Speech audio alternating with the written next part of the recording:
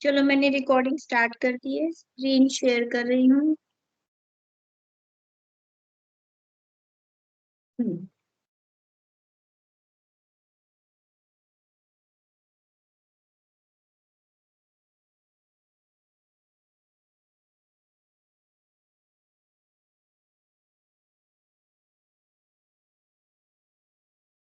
पिछला आप लोग रिवाइज करते रहना, बहुत इजी है ये। रिवाइज करने से ही हो जाएगा, फिर सीधा जून में ही एग्जाम के लिए ना मई मिड तक ही नंबर आएगा फिर। देखो आज का टॉपिक जो है अब हमारा बचा है similar object into distinct containers. Similar objects into distinct containers. इसमें क्या है आपके पास क्वेश्चंस आएंगे किस तरीके से कि आपको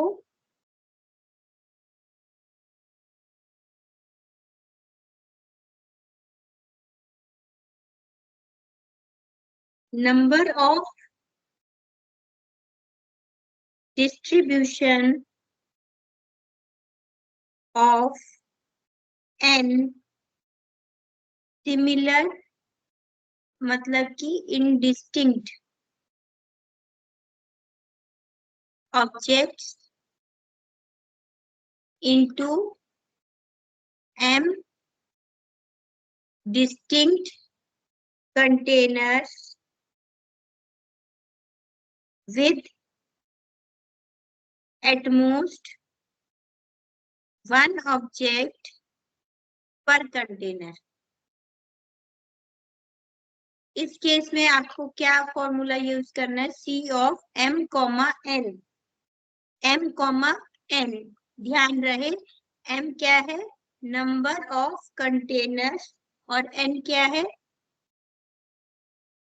नंबर ऑफ ऑब्जेक्ट्स।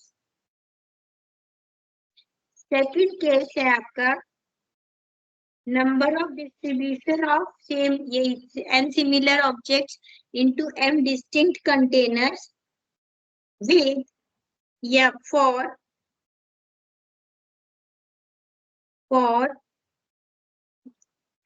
non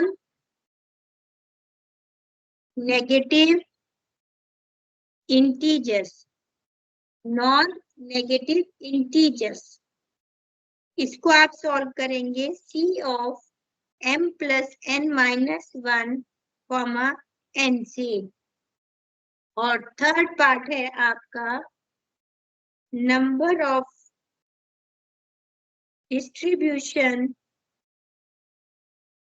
यही same line of n similar objects into n distinct m distinct containers for positive integers। इसका फॉर्मूला होगा c of n minus 1 and n minus m से। ठीक है, अब आप कहोगे कैसे पता चलेगा, तो क्वेश्चन आपको बिल्कुल डायरेक्ट आएगा। और कैसा आएगा कि वो कहेगा x plus y plus z is equals to 10 है।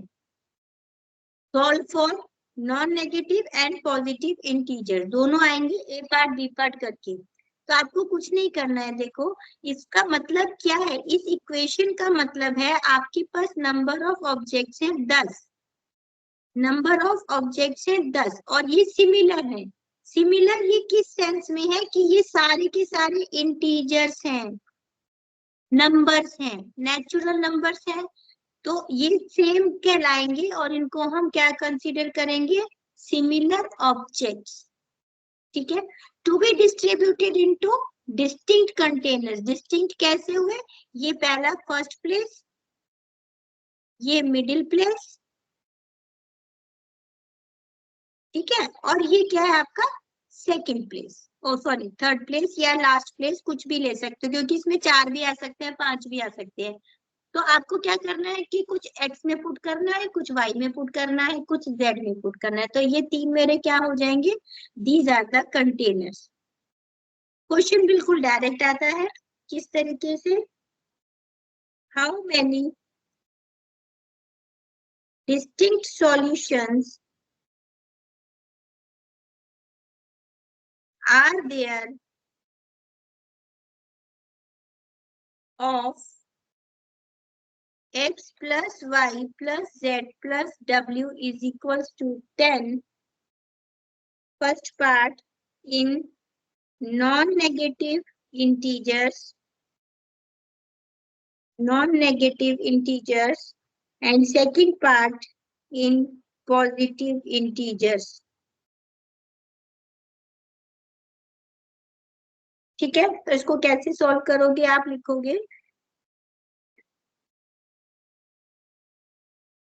लिखोगे let m is equals to distinct containers x, y, z, w, that is 4. n is equals to similar objects, that is equals to 10. तो first part क्या है? Non negative का formula क्या है? ये वाला m प्लस n माइनस 1. तो C of पहला केस यहाँ लिख दो, नॉन नेगेटिव इंटीजर्स के लिए formula is C of m plus n minus 1 n. तो ये हो गया C ऑफ m कितना है? 4 प्लस 10 माइनस 1 n क्या है? 10. तो किसको सॉल्व करोगे आप? 14 में माइनस 1 गया, 13, 10. और सिंपल जो फॉर्मूला होता है बस वो पुट कर दो. कैसे? n फैक्टोरियल अपॉन में n minus r factorial which is equals to 13 factorial upon 13 minus 10. अब यहाँ पे n और r क्या लोगे आप? ये मेरा n है और ये मेरा r है. यहाँ पे ऑब्जेक्ट कंटेनर का एन आर कुछ नहीं है. यहाँ अब मेरे पास सिंपल कॉम्बिनेशन के फॉर्मूले का एन और आर है, ध्यान रखना. ठीक है, और ये क्या हो गया? 10 का फैक्टोरियल. बस सॉल्व कर दो, 10 तक खोलो, 13 इंटू 12 इंटू 11 इंटू 10 फैक्टोरियल. और ये कितना हो गया? 3 इंटू 2 इंटू 1 कर दो इसको, 10 फैक्टोरियल. इसको कट कर दो, 2 6 12, 3 2 6. अब क्या बचा? 13 को 2 से और 11 से आंसर दे दो. एंड सिमिलरली अब क्या है दूसरा फॉर्मूला फॉर पॉजिटिव इंटीजर्स का फॉर्मूला क्या है? बस फॉर्मूले याद रखने हैं आपने इसमें. पॉजिटिव के लिए क्या है हमारे पास?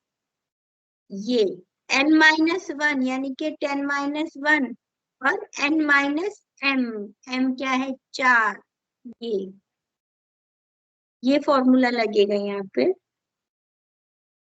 C of n minus m and n minus 1 and n minus m.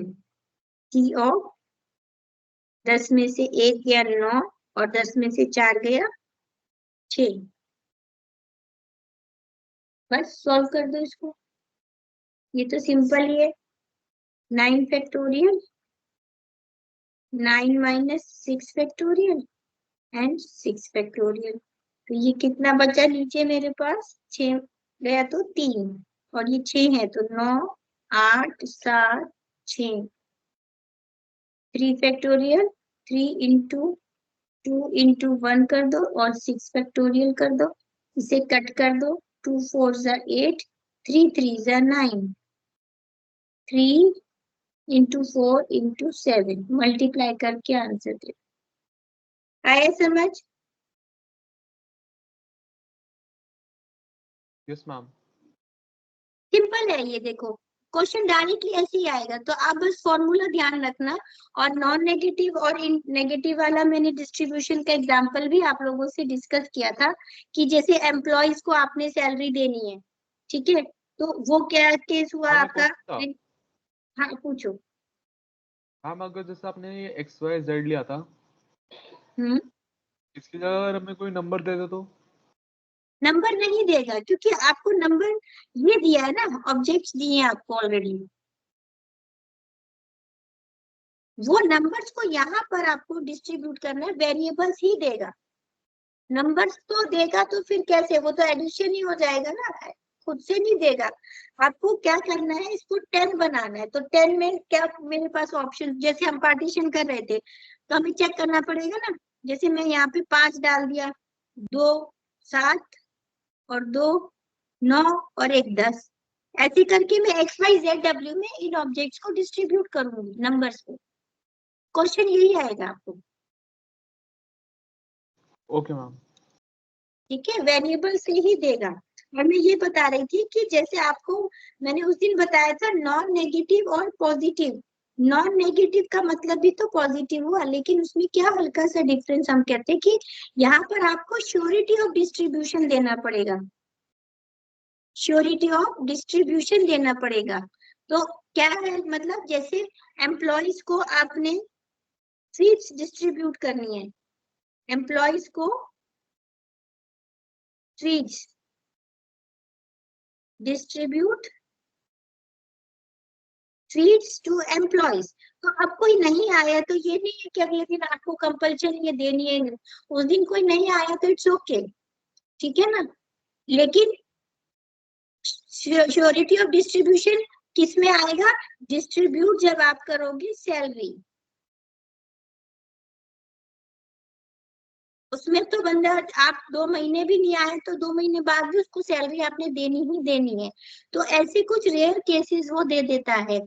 अब इसमें पता है एक चीज और दे देगा, वो अभी काम की नहीं है, उसका दूसरी तरह का क्वेश्चन होता है, वैसे ये आप इसी को समझो, लेकिन इसमें कंडीशंस हो जाती हैं बहुत सारी, जैसे होता है ना आगे आपके पास एडवांस डिस्क्रीट मैथ्स तो खैर नहीं है बीसीए में, इसमें अब आगे तो, बट इसमें क्या कर देता है, रेंज दे देता है, जैसे कह देगा कि x जो है आपका वो ग्रेटर देन 0 होना चाहिए, तो इसकी इसका और ग्रेटर देन इक्वल टू 0, इन दोनों में डिफरेंस है, इन दोनों में क्या डिफरेंस है, ग्रेटर देन 0 का मतलब आपको 0 नहीं लेना है, आपको स्टार्ट करना है x को 1 से, start from x equals to 1, क्योंकि उसको कह रहे हैं 0 से बड़ा हो, और इक्वल टू का मतलब आप 0 ले सकते हो, start from 0, x equals to 0, तो ऐसी हमें कंडीशंस दे देते हैं, तो हमें रेंज का ध्यान रखना होता है।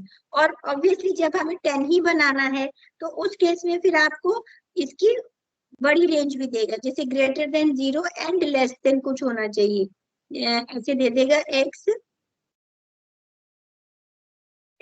लेस देन जो है आपका हो 5 से, और ग्रेटर देन जो हो आपका 0 से, या ग्रेटर देन इक्वल्स टू हो, या लेस देन इक्वल्स टू हो, ऐसी करके कंडीशंस दे देता है बस, अभी नहीं देगा, इसमें नहीं देगा, इसमें आपको कुछ नहीं करना है, इसमें सिंपल यही आएगा बस। तो अब यहाँ क्या है, 3 दे दिए तो 3 कंटेनर्स हो गए, तो m की वैल्यू क्या हो गई आपकी 3, और जो भी टोटल देगा वो आपका होगा n नंबर ऑफ ऑब्जेक्ट्स, ठीक है, ठीक है, क्लियर है सबको, क्रिश निशा। Yes ma'am.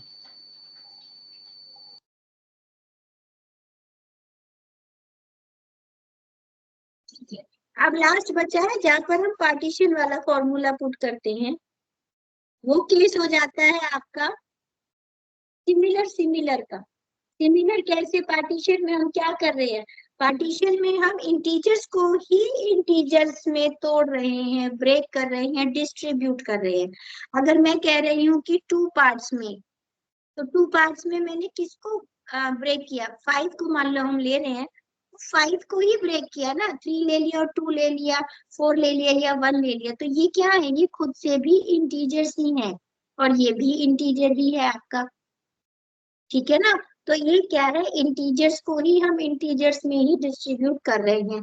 क्वेश्चन बड़े अलग तरीके से देता है, वो डायरेक्ट आपको ये फॉर्मेट ही देगा, एक वर्ड प्रॉब्लम देगा, देखो 2-3 है इसमें जो आपकी उसकी ही है बुक की, मैं तीनों करा रही हूँ।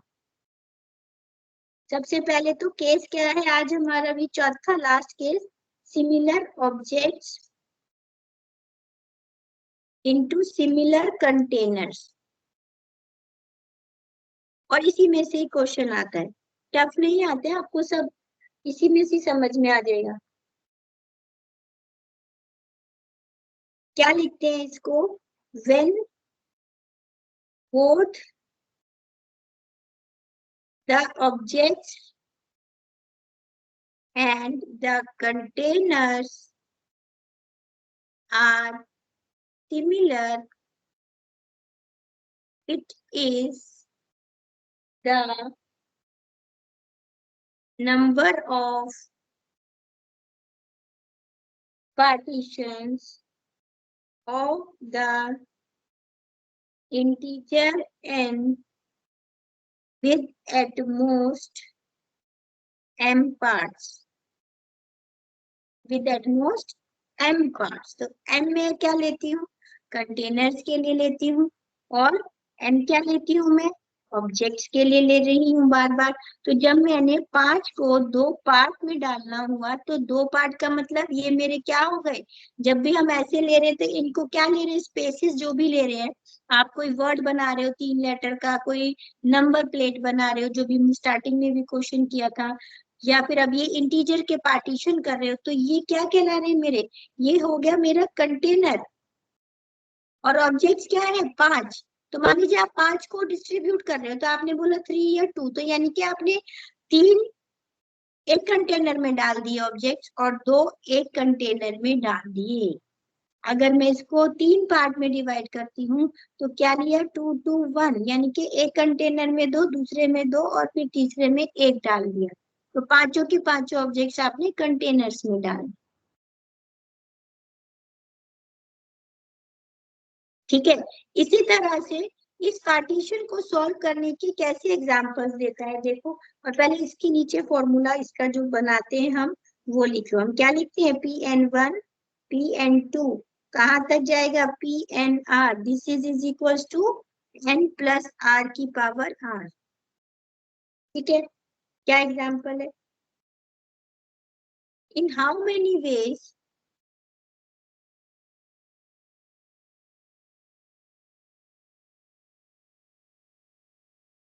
कैन 20 आइडेंटिकल बुक्स, आइडेंटिकल मतलब same books, be placed in 4 identical boxes। ये आए भी क्वेश्चन ही है, घूम फिर के कुछ ना कुछ इन्हीं सब में से आएगा जो मैं पढ़ा रही हूँ। ठीक है, in how many ways can 20 identical, देखो सेम बुक्स हैं। मान लीजिए आपकी डिस्क्रीट मैथ्स की बुक है किसी एक ऑथर की, तो ऑब्वियसली सारी एक जैसी होंगी ना, वो सारी एक जैसी हो, उनको आपने क्या डालना है, 4 आइडेंटिकल बॉक्सेस में डालना है। मान लो आपको पॉलिथीन में डालना है, आपका शॉपकीपर क्या करता है, आपने बुक्स जो ली है, मान लो एक बुक ली है और एक ऑथर की लिए, या आपने 4 भी लिए मान लो, अभी उसमें मत जाओ, लेकिन शॉपकीपर क्या करता है, अपने शॉप के प्रिंटेड बैग्स में डाल के देता है। तो जो भी बंदा जो भी बुक ले रहा है, आपको अपने बैग्स में डाल के देता है। आप इस बात को ऐसे समझ लो। अब आपने क्या करा कि मान लीजिए आपने 4 फ्रेंड्स हो, आपने 4 एक जैसी बुक्स ले ली है, तो आपने क्या करा, वो आपको चारों को एक एक बुक को एक एक उसमें डाल के दे देगा। और मान लीजिए 2 2 तरीके की दो लिए, सभी ने ले लिए, तो 2 2 डाल देगा। कैसे भी कंसीडर कर लो आप इसको। कंसेप्ट क्या है, मेन सिंपल। आइडेंटिकल क्या है, मेरे पास बुक्स है, तो बुक्स क्या है, मेरे ऑब्जेक्ट्स हैं, किसमें डालना है मुझे, आइडेंटिकल बॉक्सेस में डालना है, तो ये बॉक्सेस क्या है, मेरे कंटेनर्स हैं। Simple.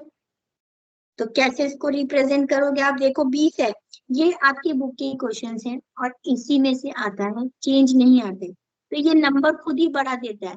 Now it is not possible कि आप 20 का पार्टीशन करो एग्जैक्टली, सिर्फ आपको रिप्रेजेंटेशन देना है। n is equals to 20 identical books are the objects and m is equals to 4 identical boxes are the containers। ठीक है, आपने करना क्या है, p of n1 तो अब n क्या है मेरा 21, p of 22, p of 23 and p of 24. This is equals to p of 20 plus 4 का 4. बस यही आंसर करना है, इसको सॉल्व नहीं करना। ठीक है, ठीक है, बोलो Dhruv, Nishant, Krish. Yes yes ma'am. Ma'am. इसको आपने सॉल्व नहीं करना है, he just want to see कि आपने कौन सा केस लगाया है। जैसे वो XYZ वाला था तो आप उसको बोलो कि ये कौन सा केस है, और नहीं भी आपको केस ऐसे बोलना नहीं, अगर आपको मेथड याद है ना तो आप उसको सिर्फ सॉल्यूशन दो। जैसे ये है तो आपको देख के पता चल रहा है, वो खुद ही कह रहा है डिस्ट्रीब्यूट करने को कह रहा है आपको, कैन बी प्लेस यानी कि आप डिस्ट्रीब्यूट कर रहे हो। तो बस आपको ये रिप्रेजेंटेशन देना है, उसको ये देखना है कि आपने क्या मेथड यूज किया। दूसरा क्वेश्चन देखो, इन how many veg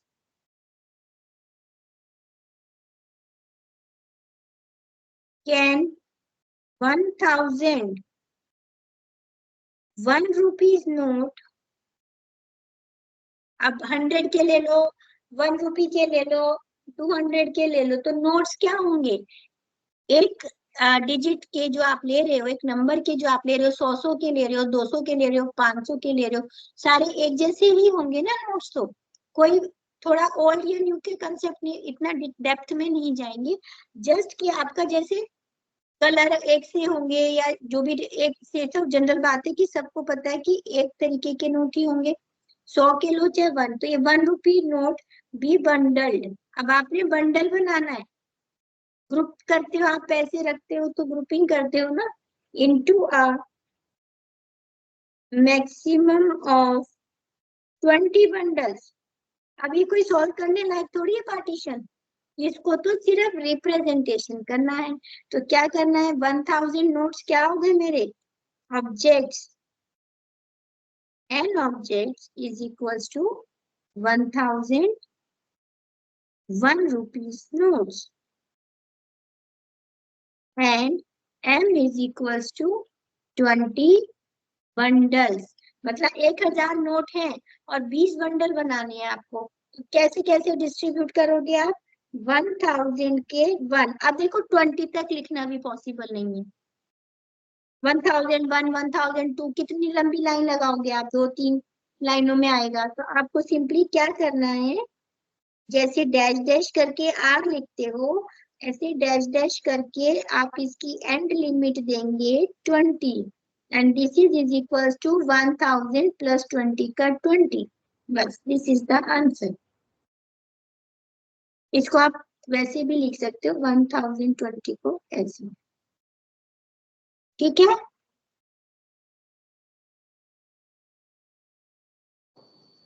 yes ma'am. एक और क्वेश्चन देखो,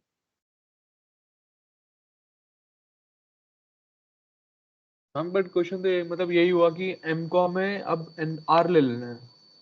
हाँ एन को आर ले लेना, आर को एन ले लेना है, एन हमारा ऑब्जेक्ट है ना, आर जो हम उसमें लेते हैं पार्टीशन में नंबर ऑफ पार्ट्स में, वो यहाँ पर हमारा क्या हो गया, आपका एन थोड़ी हुआ, वो आपका एम हुआ, एम एम बोल रहे हो ना, मैम m बोला था। हाँ सॉरी, एम, हाँ r is equals to m हो गया, और एन तो है ही एन, तो हम वहाँ पे पी एन आर लिखते थे, यहाँ पे पी एन एम हो जाएगा, जितने नंबर ऑफ कंटेनर्स आपको दे रहा है, ठीक है।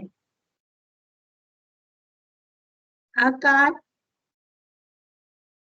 Manufacturer has 5 service centers, 10 identical cars were served in these centers. For defects in how many ways could the cars have been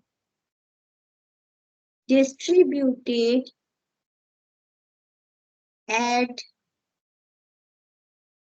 various centers? मान लीजिए सारी आपकी होंडा की है, सारी आपकी BMW है, वो कह रहे आइडेंटिकल कार्स एक जैसी हैं, तो आप क्या करोगे? और 5 सर्विस सेंटर हैं, तो इसको एज्यूम करते हैं कि सभी सर्विस सेंटर्स पे सिर्फ सर्विसेज प्रोवाइड की जाती हैं। जो भी एक आपका जैसे वो है रिपेयरिंग सेंटर जो है, फैसिलिटीज जहाँ मिलती है, तो आप क्या करते हो? कहीं भी चले जाते हो ना, जहां पर भी आप हो, तो हम क्या ढूंढते हैं? रास्ते में गाड़ी खराब हो जाए तो मैकेनिक को ही ढूंढते हैं, ठीक है? तो जो भी मैकेनिक होगा या जो भी आपका सर्विस सेंटर होगा, आप वहां पर चले जाते हो। नियर बाय सब जगह सब फैसिलिटी होती है, तो वो इसको आइडेंटिकल क्या मान लिया? सर्विस सेंटर्स को आइडेंटिकल कंटेनर्स। और कार्स क्या हो गई? मेरी ऑब्जेक्ट्स। तो मेरे पास 10 गाड़ियां आई हैं, तो 2 एक जगह भेज दी, 4 एक जगह भेज दी, 5 एक जगह भेज दी, ऐसे करके हम उसको डिस्ट्रीब्यूट करते हैं। तो इसमें आपको कुछ नहीं करना, सिर्फ लिखना है n is equals to 10 identical cars and m is equals to 5 service centers which are, ये आप लाइन अपनी मर्जी से लिख सकते हो, which are assumed to be same as they are of one car manufacturer। मतलब एक ही कंपनी की है, एक ही कंपनी ने 5 आउटलेट सर्विस सेंटर्स के खोल रखे हैं। नहीं भी लिखोगे ना तो कुछ भी नहीं करना, आपने सिर्फ ये मेंशन, ये m और n आपने जरूर मेंशन करना है, और सिंपली 10(1) जहाँ छोटा है तो वहां पूरा लिख दो, 5 तो हम लिख ही सकते हैं।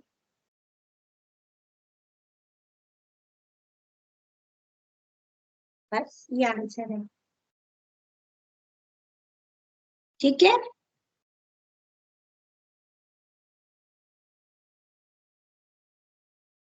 क्लियर है? Yes ma'am. अब इसमें आपका पता क्या बचा है? एक पिजन होल का क्वेश्चन बचा हुआ है और एक प्रोबेबिलिटी है थोड़ी सी। प्रोबेबिलिटी तो क्या लास्ट में कराऊंगी मैं, पिजन होल का क्वेश्चन करा देती हूँ और ये ब्लॉक आपका खत्म है, ठीक है? फिर हम नेक्स्ट क्लास में ब्लॉक 1 से स्टार्ट करेंगे परसों। ये है आपका यूनिट 3 का ही है ये।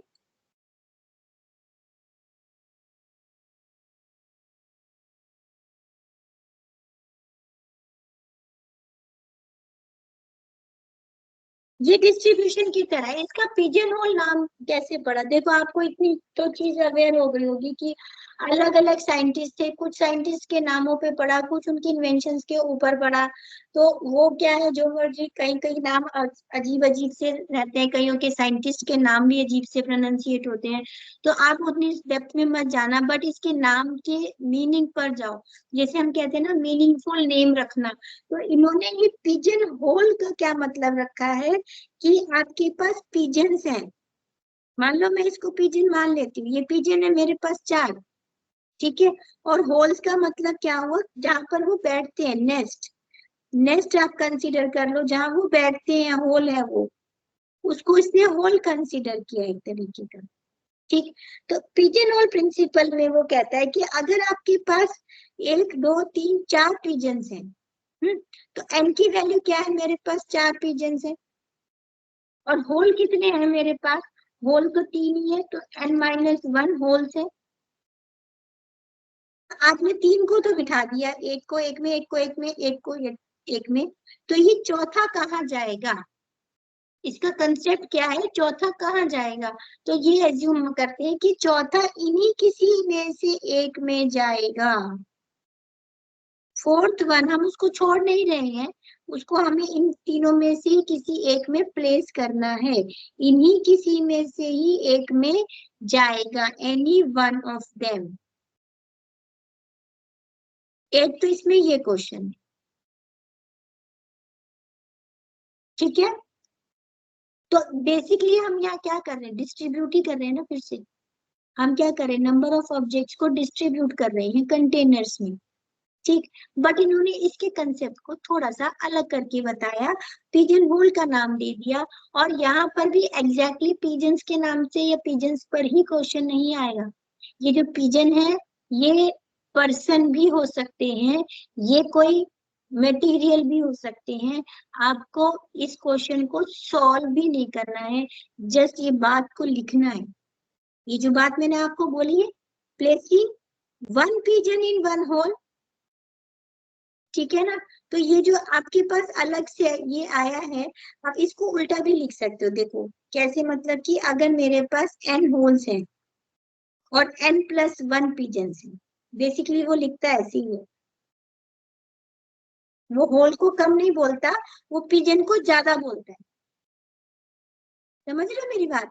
वो होल कम है नहीं बोलता, वो होल्स को n मानता है और पिजन्स को n+1 मानता है। तो वो कहता है if n pigeons are placed in n holes, if, क्या बोलता है, if n number of pigeons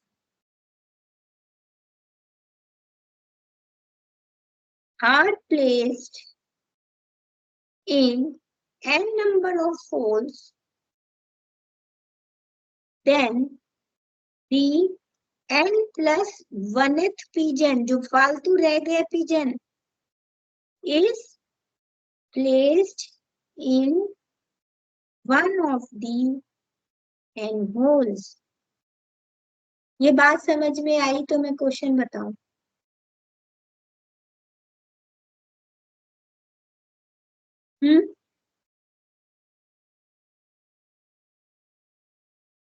जैसे आपके पास 5 चॉकलेट्स हैं,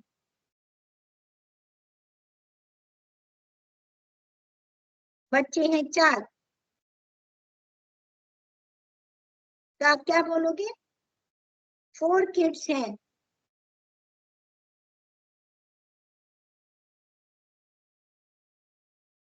कंटेनर क्या है, 4।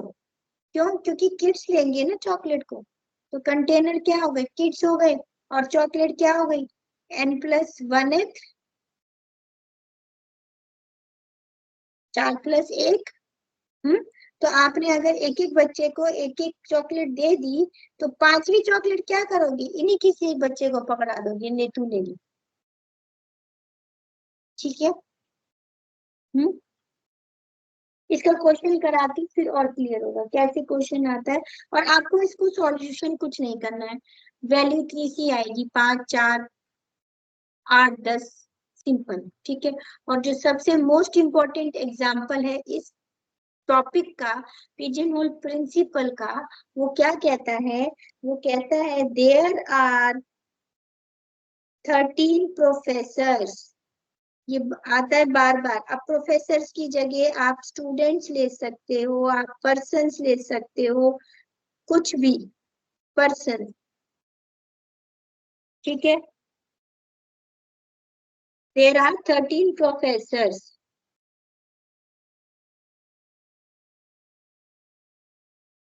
then show that 2 of them are born in the same month। बहुत छोटा सा है ये टॉपिक, बहुत छोटा सा। क्या कह रहा है कि 13 प्रोफेसर्स हैं, 13 पर्सन है मान लो, ठीक है। और वो कह रहा है कि आपको शो क्या करना है, by way of the pigeon hole principle ये शो होगा 2 of them are born in the same month। अब ये 2 of them क्या है, देखो मैंने आपको क्या बताया है कि आपके पास n होल्स है, n+1 पिजन्स है, तो n को आपने n में डाल दिया।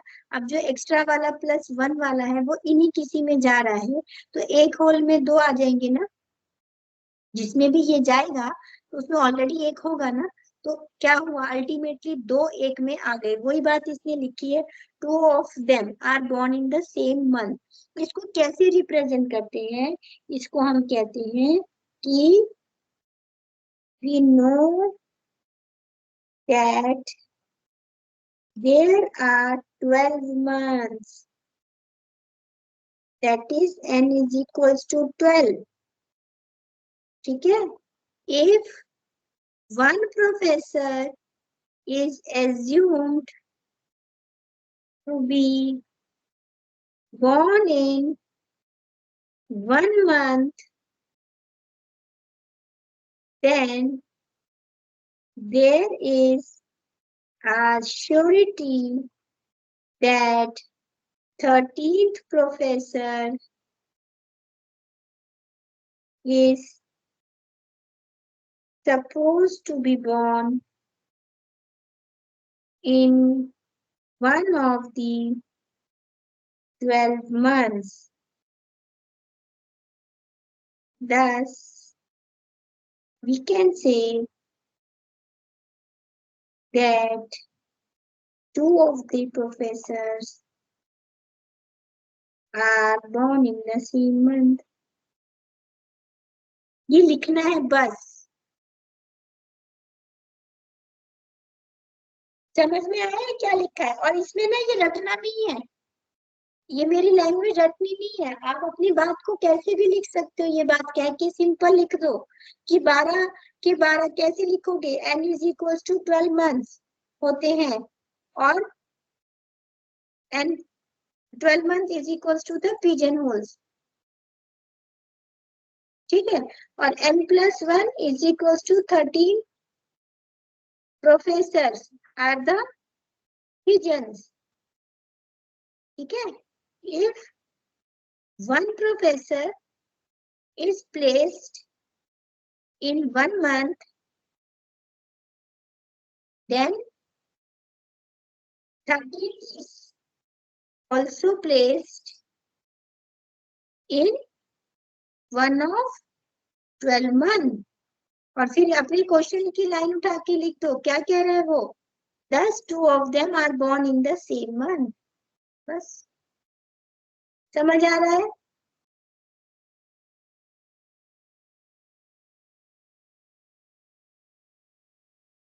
जवाब दो भाई। Yes ma'am.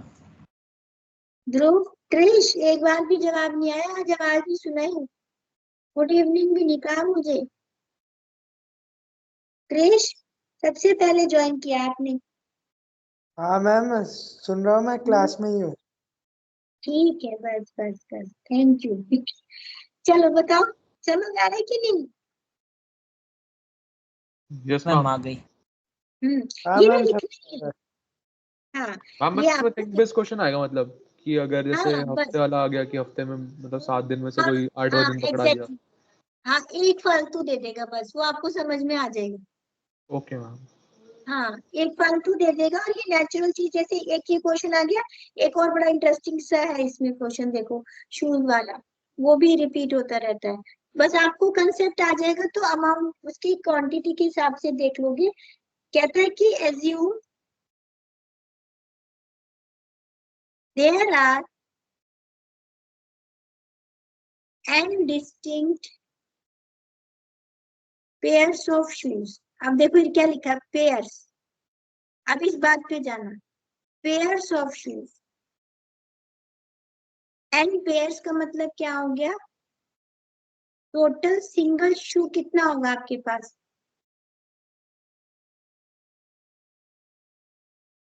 टू एन हो जाएगा, क्योंकि एक पेयर में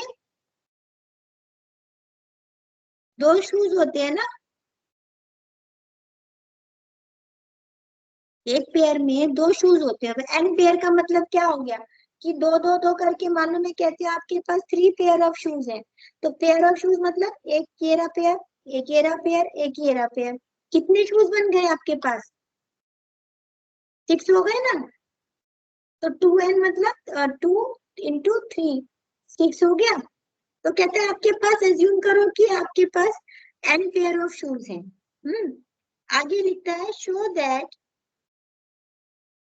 if you choose n+1 single shoe at random, अब देखो यहाँ क्या दे दिया इसने हमको कंफ्यूज करने के लिए, सिंगल शू। n+1 सिंगल शू का क्या मतलब होगा, n क्या था मेरा, n मैंने 3 लिया था, यहाँ पे n क्या था मेरा 3। जब मैं पेयर ऑफ शूज कहती हूँ तो शूज कितने बन गए 6। अब मैं उठा क्या रही हूँ, उठाना क्या है आपको, n+1 सिंगल शू, तो n की वैल्यू 3 है, +1 कितने सिंगल शू उठाए आपने, 4 शूज उठाए हैं आपने एट रैंडम। वो कहता है there is a surety to have a pair of shoe. कैसे कैसे दिखाओगे इसको, किसी एग्जांपल से दिखाओगे, कोई भी क्वांटिटी ले लो। तो क्या करोगे, जैसे आपके पास 3 पेयर मैंने बताए हैं, एक पेयर ये रहा, एक पेयर ये रहा, एक पेयर ये रहा। अब वो कह रहा है आपने n पेयर ऑफ शूज है, तो मेरे पास 6 शूज हैं और उठाए कितने मैंने 4 शूज एट रैंडम। तो कह रहा है श्योरिटी होगी कि एक पेयर बन जाएगा। कैसे बनेगा कि मैंने मान लीजिए एक इसका उठा लिया, एक इसका उठा लिया, एक इसका उठा लिया, अब चौथा कौन सा उठाऊंगी, कोई इसी में से एक उठाऊंगी ना, ठीक। और मान लीजिए आपको नहीं पता है तो भी आप ये देखो कि ये पेयर है, आप ये तो बात बोल रहे हो कि मैंने एज्यूम किया कि तीनों का एक एक उठा लिया, तो अब जो 4th वन उठाऊंगी तो इन तीनों में से किसी एक का पेयर बन जाएगा। मान लो आप रैंडमली उठा रहे हो बिना देखे, तो भी आपने 4 जूते उठाए, तो हो सकता है आपने 2 पेयर उठा लियो। 4 शूज उठाए, हो सकता है आपने ये उठाया, तो भी आपके पास ये वाला पेयर बन जाएगा। ये एक अलग है, ये एक अलग है, ठीक है ना। 3 के बाद चौथा उठाने का मतलब ये है कि एक पेयर तो कंपल्सरी है कि बन ही जाएगा, किसी का भी एक जोड़ा ही उठाओगे आप, ठीक है ना। तो इस बात को लिखने का तरीका देख लो, द एन, इनको अपने हाथ से लिख लेना आंसर्स को कॉपी में, और फिर वहां पर जो भी क्वेश्चन आएगा अकॉर्डिंगली आप अपनी वर्ड्स में रिप्रेजेंट कर सकते हो। N distinct pair constitute n pigeon holes, direct भी लिख सकते हो इसको, रुको मैं दोबारा से इसको वो कर देती हूँ, ऐसे लिख दो, n pairs of shoes is equals to n pigeon holes and n+1 single shoes is equals to n+1 pigeons.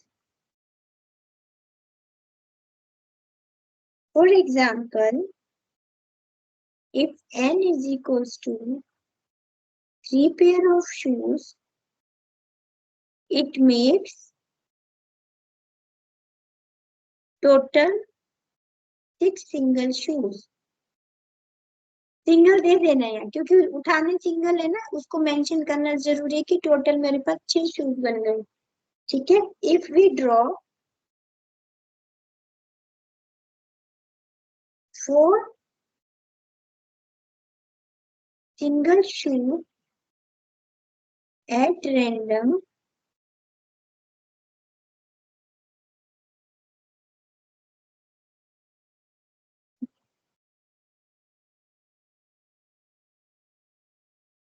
considering 1 shoe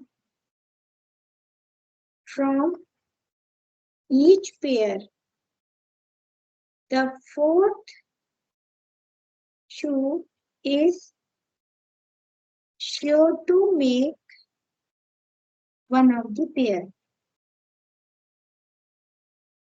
बस, इसको आपको कोई और ढंग समझ में आ रहा है तो उस ढंग से लिख दो। n को 3 की जगह 2 भी ले सकते हो, तो 4 जूते बन जाएंगे। उठाओगे कितने आप, n+1 का मतलब 3 जूते उठाओगे तो एक पेयर बन जाएगा। वैल्यू कोई भी ले लो, बड़ी ले लो छोटी ले लो, लिखना इसी तरह से आप, ठीक है।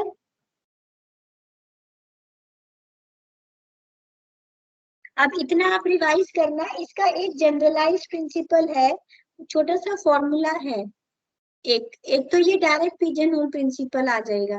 अब मैं उसका जनरलाइज प्रिंसिपल जो है वो नेक्स्ट क्लास में 5 मिनट की क्लास में पहले ये बता के, इसके ना मैं फोटो आपको दे रही हूँ जनरलाइज प्रिंसिपल वाले की, इसी में दे रही हूँ ग्रुप में स्काइप पर ही, अभी दे रही हूँ 1 मिनट, उसको आप बस समझ के रख लेना, नेक्स्ट क्लास में एक बार समझा दूंगी और फिर फर्स्ट ब्लॉक उठाऊंगी। अभी थोड़ा सा है छोटा लेकिन कंफ्यूज कर सकते हैं आप लोग। 1 सेकेंड मेरे साथ साथ भेज दो।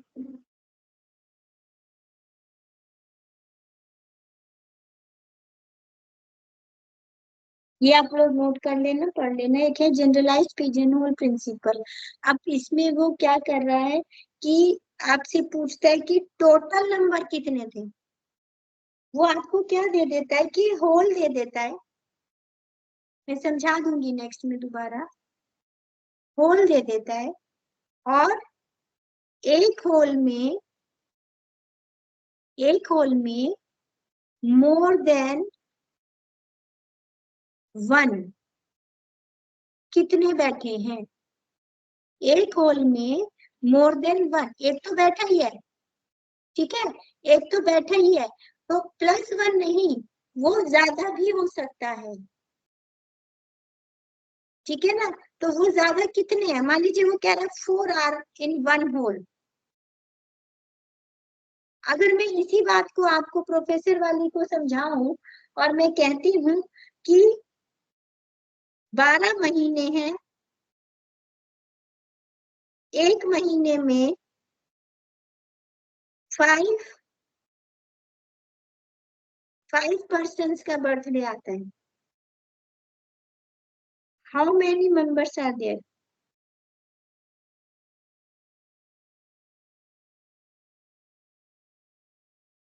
तो अगर इसको तो आप देखो डायरेक्टली करना चाहो तो आप क्या करोगे, 12 में मैंने 12 लोगों को डाल दिया, एक में 5 है तो 5 में से एक तो मैंने डाल दिया, तो बाकी बचे कितने, 4, तो कितने मेरे पास मेंबर्स होंगे।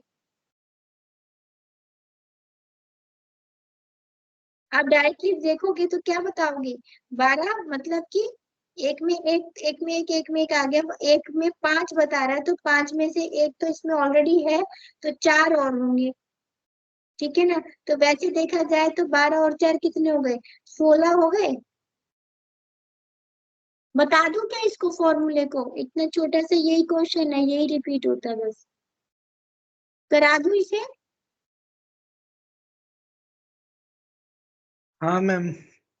हाँ क्योंकि फ्लो में चल रहा है ना, मैं लिख के एक बार समझा ही देती हूँ, फिर कम से परसों तक थोड़ा सा पक्का हो जाएगा, रिवाइज करके दोबारा पूछना तो पूछ लेना। वो देखो क्वेश्चन कैसे दे रहा है, फाइंड द, हमेशा से एक यही क्वेश्चन आ रहा है इसमें, minimum number of students in a class to be sure that 3 of them are born in the same month.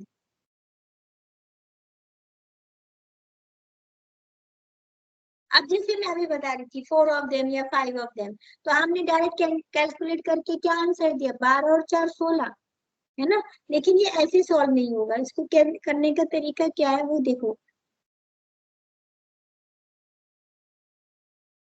पहले तो पिजन होल प्रिंसिपल देखो कैसे आएगा, generalised pigeon whole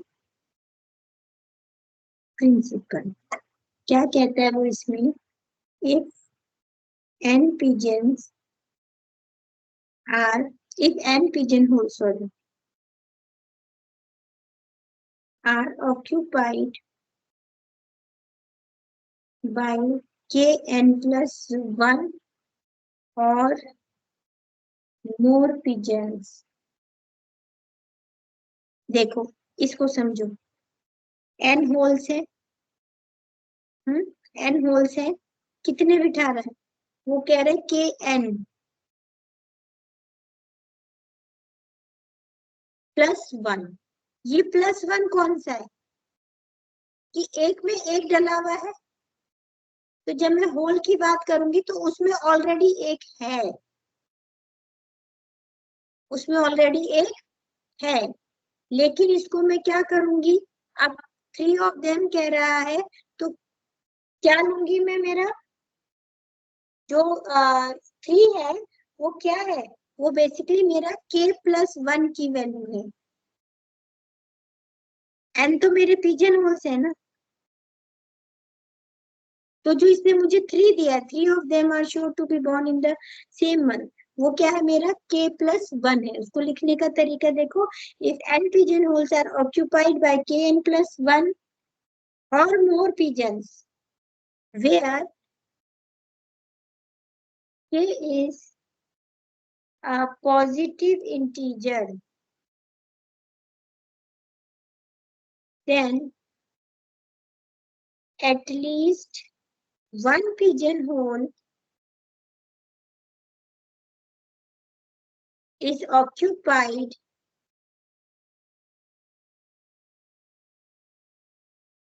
by k+1 or more pigeons।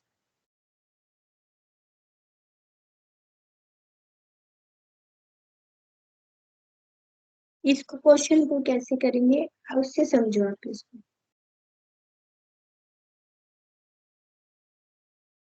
Question को देखें तो n क्या है, 12 महीने, which are the pigeon holes,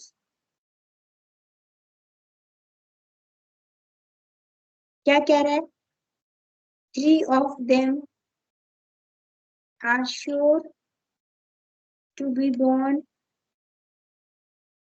born in same month। इसका मतलब क्या हुआ कि k+1 = 3 है, तो k की वैल्यू कैसे निकालोगे, 1 को माइनस करके, k क्या है 2,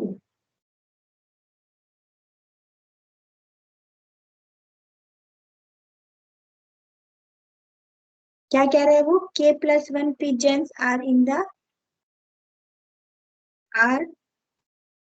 born in same month,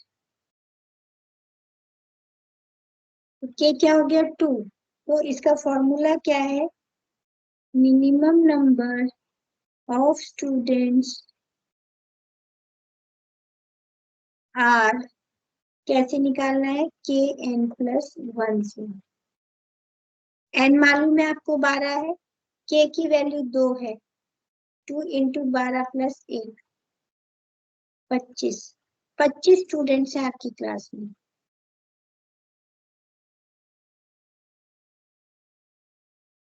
वैसे हम कितने काउंट कर रहे थे, अगर मैं इसमें 4 लेती हूँ तो 4 के हिसाब से क्या हुआ, मैं उस समय जो बता रही थी आपको, k की वैल्यू क्या हो गई, k की वैल्यू क्या हो गई,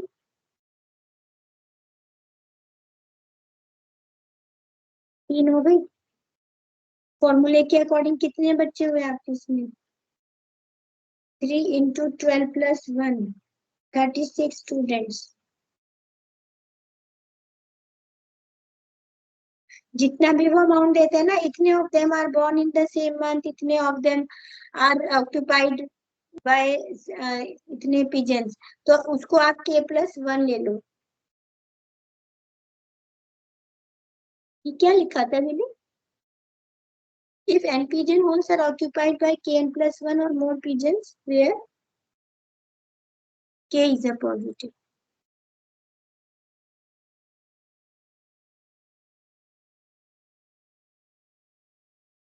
आया समझ में, नहीं आया, फिर से बता दूं,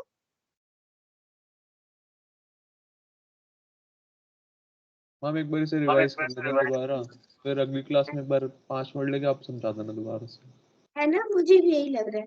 ठीक है, कोई दिक्कत नहीं, नेक्स्ट क्लास में एक बार फिर बताऊंगी, इसको आप एक बार पढ़ लेना, अच्छे से समझ लेना। ठीक है, 5-10 मिनट में ये वाला करा के फिर नेक्स्ट ब्लॉक स्टार्ट करते हैं।